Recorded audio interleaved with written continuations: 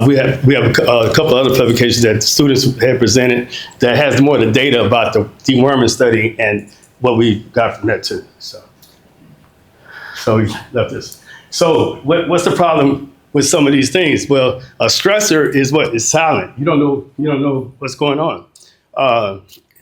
They look normal, but when you look at the data, it's like it's going crazy on the data thing. So these stressors can affect your research, can affect the productivity of the cows. So what we start doing is less stress on the cows.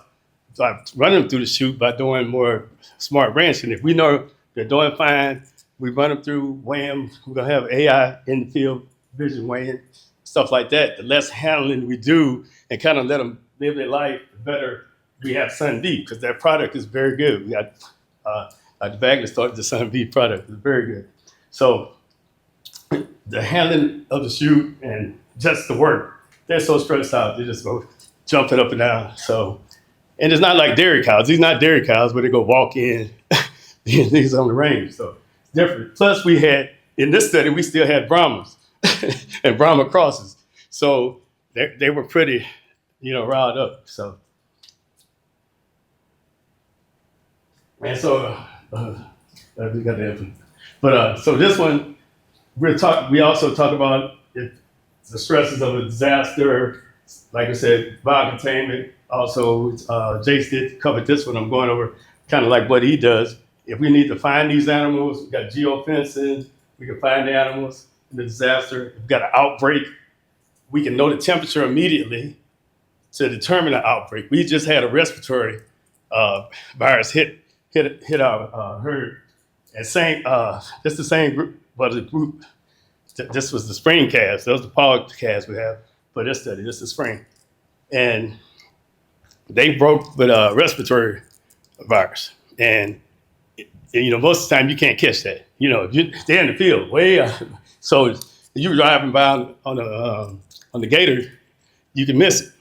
But my alerts, how I had it synced in with my AI, kept telling me, hey, you need to check these cows. And so we go up, look at the cow, it looked normal.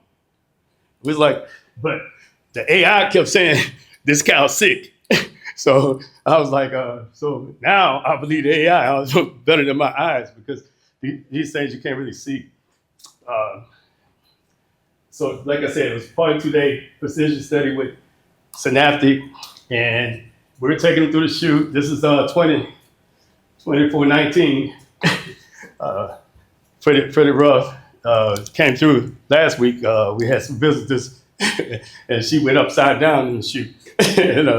So what we talking about, we tried to standardize for the study how we handle them. So we rile them up as much as we could to see what the difference was, and that's how we start getting this data by taking them through and figuring out. So on this study, we had 48 animals.